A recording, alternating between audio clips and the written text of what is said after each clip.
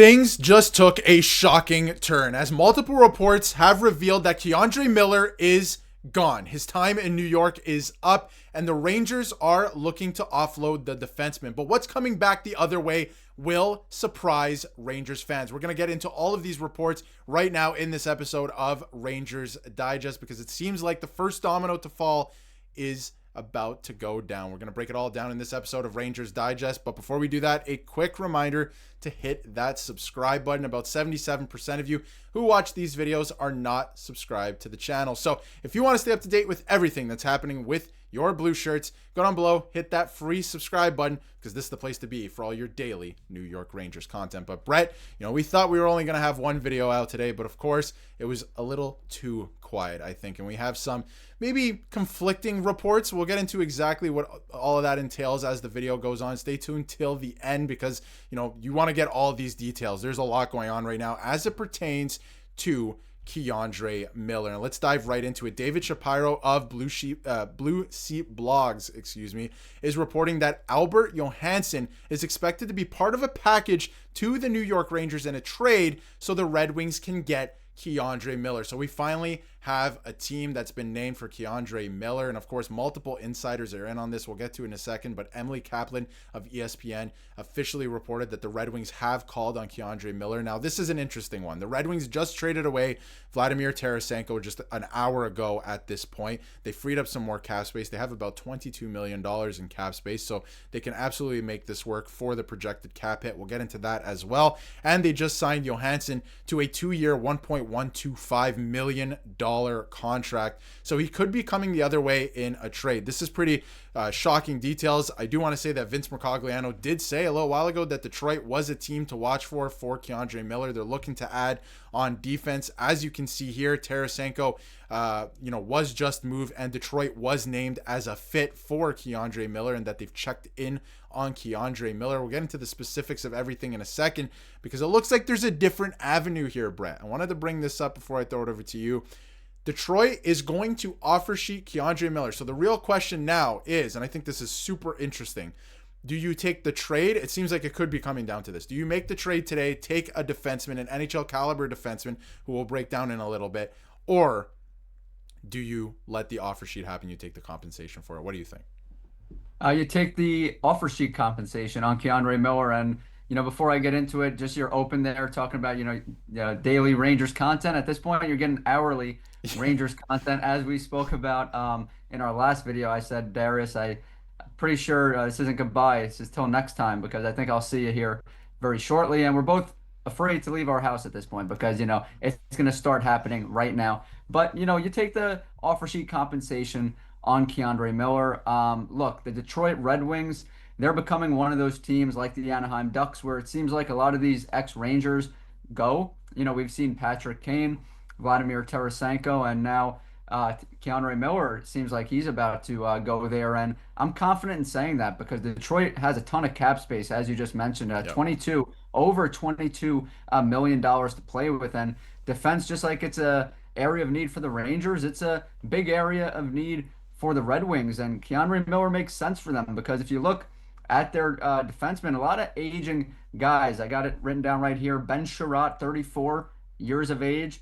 Eric Gustafson, 33 years of age. And Jeff Petrie, 37 years of age. So I've spoken about how the Rangers have a lot of aging players, but the Red Wings have a ton of aging defensemen, and they could really use inject that youth of Keandre Miller in there, and a guy that's proven, not a star, not a superstar, but a guy that will be an upgrade for the Detroit Red Wings. Got tongue twisted there. For the Red Wings, he would be an upgrade for them. So it makes sense that the Red Wings are in on this move. Absolutely. It would make sense for the Red Wings. He would be an upgrade for the New York Rangers. Obviously, we know what we have in Keandre Miller. It's time to move off of him. Now, the one thing I do want to say in this whole situation is, while I agree with you that, if this is on the table, is it a trade? Maybe you just let him go to an offer sheet or offer sheet territory and let the Red Wings offer sheet him. You take that compensation. I would agree that you probably take the compensation at this point. But keep in mind, Vince Mercogliano said that Detroit is someone, or a team that he's heard about. Vince Mercogliano, an insider. Emily Kaplan, an insider.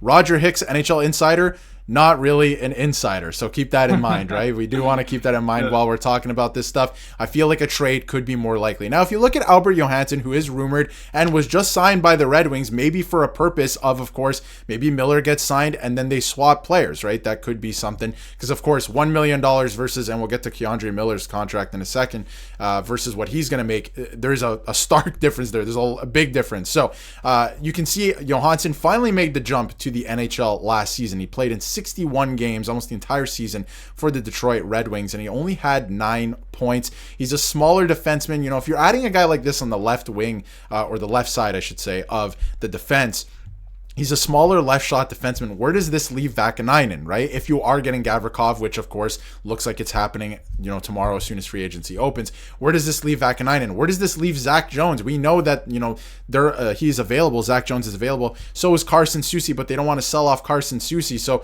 who's going to play on the left side if you acquire this guy? Right now you have a bit of a logjam of, you know, maybe not mediocre, but guys who aren't going to necessarily make a difference. I don't know if Johansson's going to be a difference maker. Could be a good depth piece, that's for sure, and at least you're getting something back for Keandre. But again, if the offer sheet's out there, I would take that compensation instead. But how do you feel about a player like this coming in? I feel like there's a bit of a logjam in terms of guys who wouldn't necessarily make a difference or can play second pairing minutes. So it's just very convoluted at this point to me.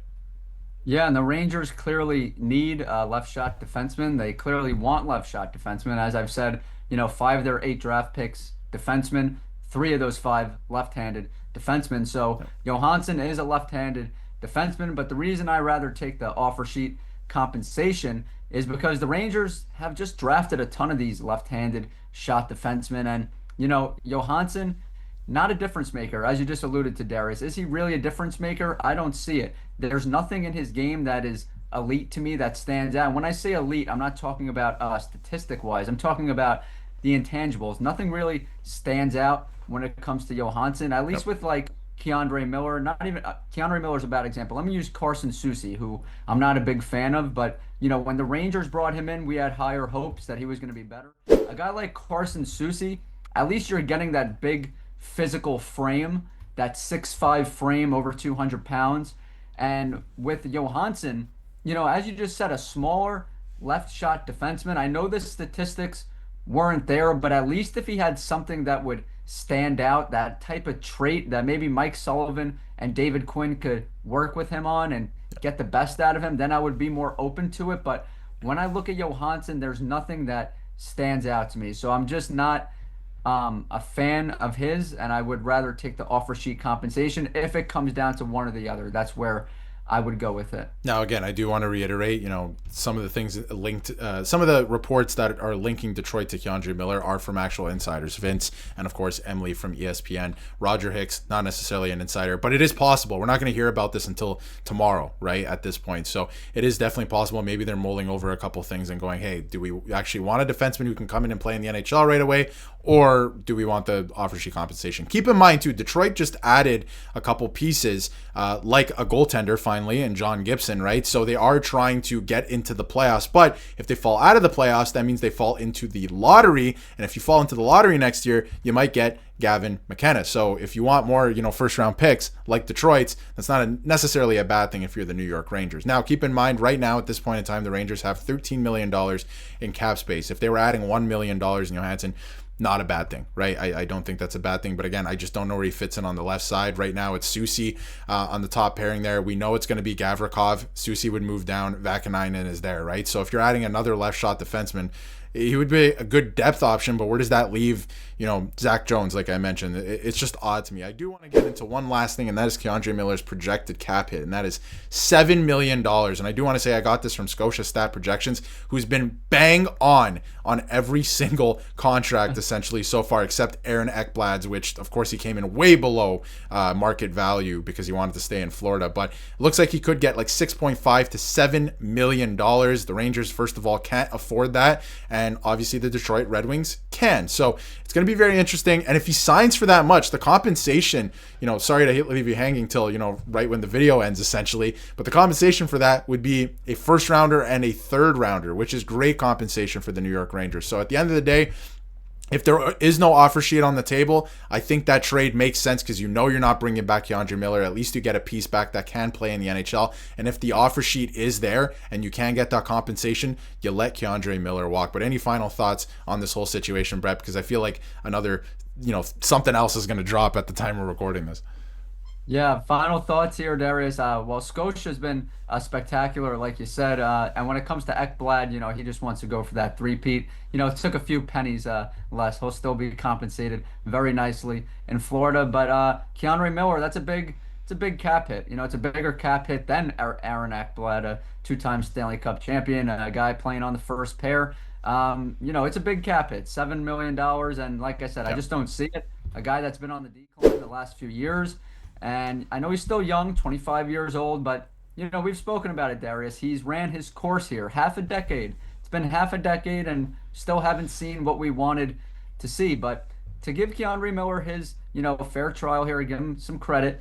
This is a guy that, even in his worst year as a Ranger, still a top 4 defenseman on the team. And for most NHL teams, you're looking at a Keandre Miller as the top 4 defenseman. This is a good player. This isn't a bad player. It's just a player that the Rangers need to move on from at this point. Just hasn't worked out, especially these last few years. We've only seen him get worse. Sad to see, but makes sense for the Red Wings. They got a lot of money to spend, Darius, and they have a lot of aging players, as I said earlier in the video. Keandre Miller would be a nice piece for them. He'll play on their top 4.